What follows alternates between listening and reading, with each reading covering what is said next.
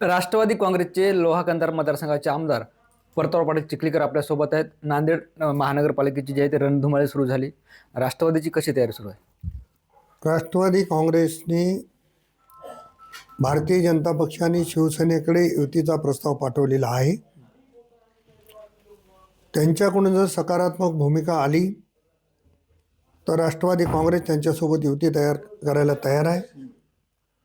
आणि आलं नाही तर ज्या पद्धतीनं आम्ही नगरपालिका स्वतंत्रपणे लढलो त्याच पद्धतीनं स्वतंत्रपणे लढायची आमची पूर्णपणाने तयारी आहे.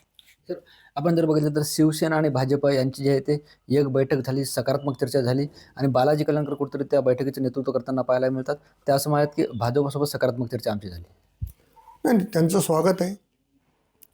परंतु आम्ही देखील भारतीय जनता पक्ष आणि शिवसेना दोघांकडे प्रस्ताव दिलेला आहे. शिवसेनेचे नेते हेमंतभाऊ पाटील यांनी आणि माझी चर्चा पण झालेली आहे आणि त्यांनी पण सांगितलं की बालाजीराव कल्याणकर, आनंदराव बोंडारकर, आमचे जिल्हा प्रमुख आणि आमच्या पार्टीचे काही लोक हे एकत्र बसून चर्चा करतील आणि त्याच्यातून मार्ग काढू. मला वाटते की हेमंतभाऊची भूमिका या निमित्तानं सकारात्मक मला दिसून आलेली आहे. साहेब, तेच विचारतो मी. काल जे आहे ते आमदार हेमंत पाटील यांनी तुमची गळाभेट झाली, तर आमदार बालाजी कल्याणकर यांची दुसरीच भूमिका पाहायला मिळते. म्हणजे शिवसेनेच्या दोन आमदारांच्या दोन भूमिका पाहायला मिळतात. ते असं म्हणतात की प्रस्ताव सुद्धा आला नाही बालाजी कल्याणकर. नाही, प्रस्ताव आपण दिलेला आहे. आपण जनरली काय करतो की जो जिल्हा प्रमुख आहे किंवा ज्या पक्षाचा अध्यक्ष आहे त्यांच्याकडे आपण प्रस्ताव देत असतो.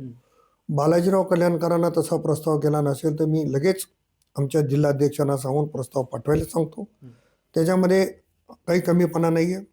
शेवटी एकत्रित बसून लढायचं असेल तर दोन पावलं मागच सरकावं लागतील. त्याच्यामुळे बालाजीरावांना देखील मी पण बोलेल आणि त्यांची तयारी असेल तर युतीसाठी आम्ही पुढे पाऊल टाकू. पण साहेब, आपण जर बघितलं तर अशोकराव चव्हाण आणि तुमचे जे आहे ते राजकीय संबंध एवढे काही पहिल्यापासून चांगले राहिले नाहीत. मग खरंच युती होईल का फक्त त्या भाजप शिवसेनेच्या युतीतला काल म्हणजे कुठेतरी तोडण्यासाठी किंवा त्यांना डिस्टर्ब करण्यासाठी कालची भेट होती? नाही, माझं त्यांचं अशोकरावांचं वैयक्तिक काही नाही आहे.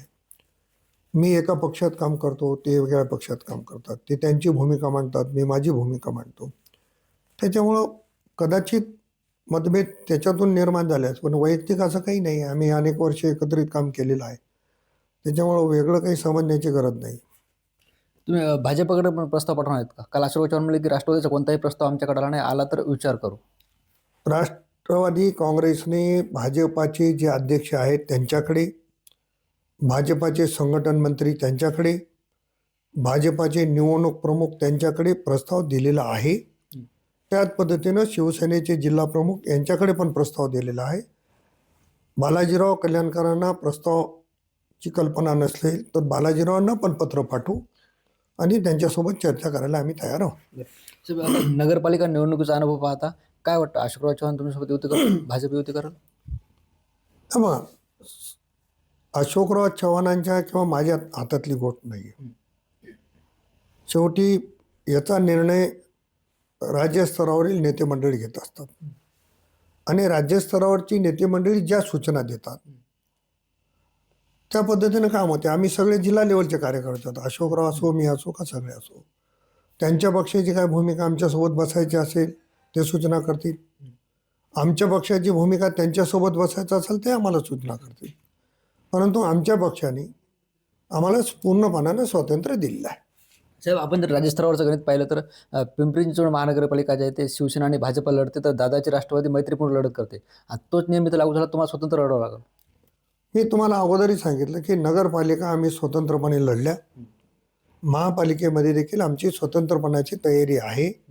पण मताचं विभाजन होऊ नये, इतर कोणाला संधी मिळू नये या भूमिकेतून आमची जी जिल्हा लेवलची राष्ट्रवादीची कोर टीम आहे त्याच्यामध्ये ठरलं की तसा प्रस्ताव शिवसेना आणि भाजपकडे आपण पाठवू. त्यांच्याकडून सकारात्मक जर आलं तर बसवू, नसेल तर स्वतंत्र लढू. साहेब, काय सांगाल? माळेगावची जे आहे ते खंडोबाची यात्रा सुरू झाली, तुम्ही त्या भागाचे आमदार आहेत, कशी तयारी आहे यावर्षी? खंडोबाची यात्रा ही दक्षिण भारतातली सगळ्यात मोठी यात्रा आहे. यावर्षी पूर्णपणाने यात्रेचं नियोजन चांगलं करण्याचा प्रयत्न केलेला आहे. जिल्हा परिषद, पंचायत समिती, ग्रामपंचायत सगळ्यांनी मिळून आम्ही अतिशय चांगलं तिथं नियोजन केलेलं आहे. व्यवस्थाही अतिशय चांगली झाली. मी काल घोडे बाजारात गेलो होतो. घोडे बाजारांच्या अनेक व्यापाऱ्यांनी सांगितलं की 40 वर्षात अशी व्यवस्था झाली नव्हती, अशी व्यवस्था झालेली आहे.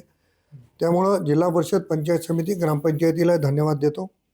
बक्षिसाच्या रकमेतही प्रचंड अशी वाढ केलेली आहे. त्यामुळं येणारे पशुपालक, शेतकरी, कष्टकरी यांचा देखील सन्मान जिल्हा परिषद, पंचायत समितीच्या वतीनं केला जाणार आहे. सर, टोल माफीचा निर्णय झाला तशी तुम्ही मागणी केली होती की भक्तांसाठी टोल माफी व्हावी. मी गडकरी साहेबांनाही तशा पद्धतीचं पत्र पाठवून विनंती केलेली होती.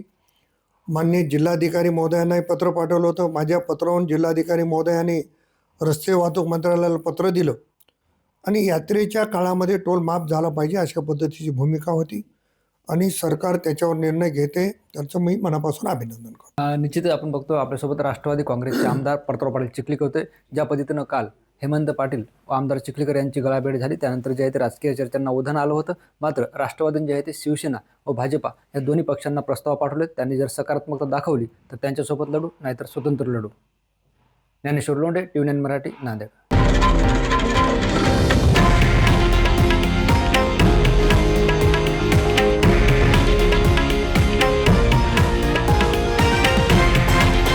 हे आहे देशातील नंबर 1 न्यूज नेटवर्क आणि आपण पाहत आहात TV9 मराठी, एकमेव.